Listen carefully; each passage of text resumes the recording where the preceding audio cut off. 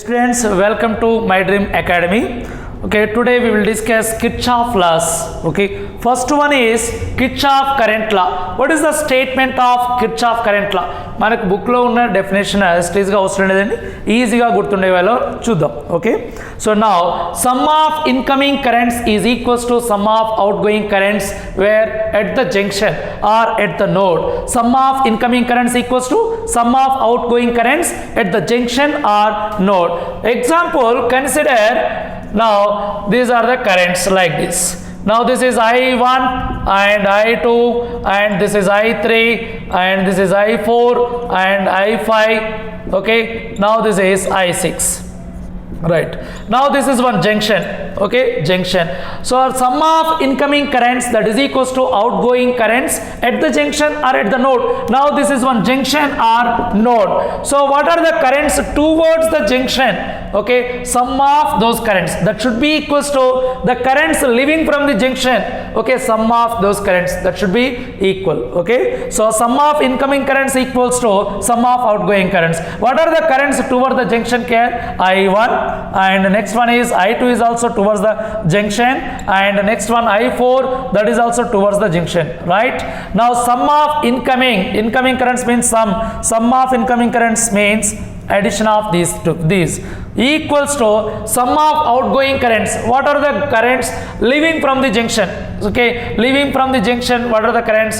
I3 and next one is I5, next one I6. Okay, now sum of outgoing currents, sum of these currents. Now this is according to this statement, sum of incoming currents that is equals to sum of outgoing currents. Let us see one example problem. So for example, this is one problem like this. Okay, now find unknown currents in this equation. This is a 10 amperes. Okay, this is a 12 amperes and this is I1 and this is I2 and this is a 2 ampere. Okay, now this is, so how much? 10 amperes, right? Now this is, okay, 1 ampere, right? This is, so 3 ampere. So what is the value of, okay, I3? So we have to measure what are the unknown currents, I1, I2, I3. Okay, so to find the unknown currents, consider this is junction A or node A and this is node B and this is consider node C. So now apply KCL at node A, apply KCL at node A. Okay, sum of incoming currents equals to outgoing current, that is a Kirchhoff current law. Okay, simple ga KCL and Kirchhoff current law. Okay, sum of incoming currents equals to outgoing currents. What are the incoming currents towards the junction? 10 and 2 both are incoming currents. 10 plus 12 that is equals to outgoing current is only one, that is I1. So from this we can write I1 equals to 22 ampere. Okay, similarly apply KCL at B, node B, at B. So what are the incoming currents and outgoing currents? So only one current is incoming, that is I1. What are the outgoing currents? I2 plus 10 plus 2. Okay, 10 plus 2. Sum of incoming equals to outgoing currents.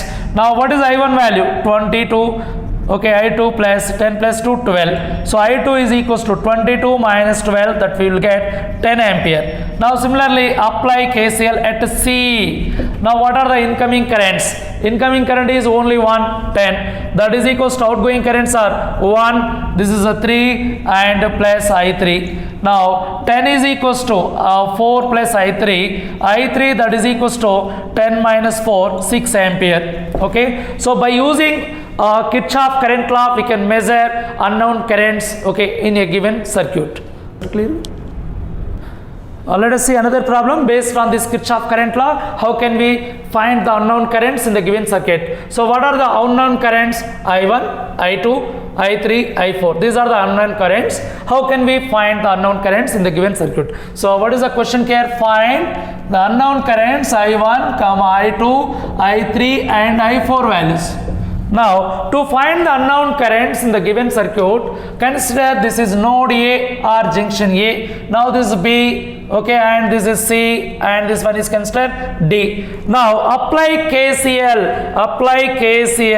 Kirchhoff current law at node A, okay, at node A దగ్గర apply చేద్దామండి. So what is the Kirchhoff current law? Sum of incoming currents equals to sum of outgoing currents. What are the incoming currents towards the junction?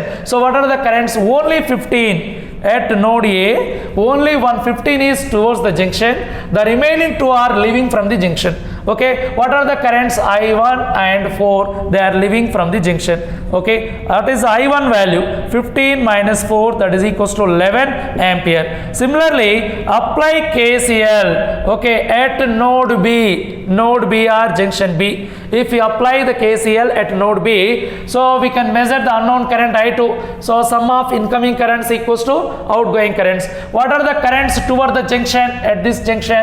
So I1 and 3 amperes are the towards the junction, and I2 is leaving from the junction. So I1, okay, that plus 3, that is equals to I2.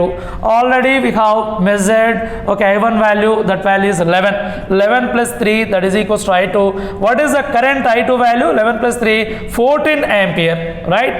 Now to measure the current, okay, I3, to measure the current I3, apply KCL at node C. Apply KCL at node C. Now what are the incoming currents and outgoing currents?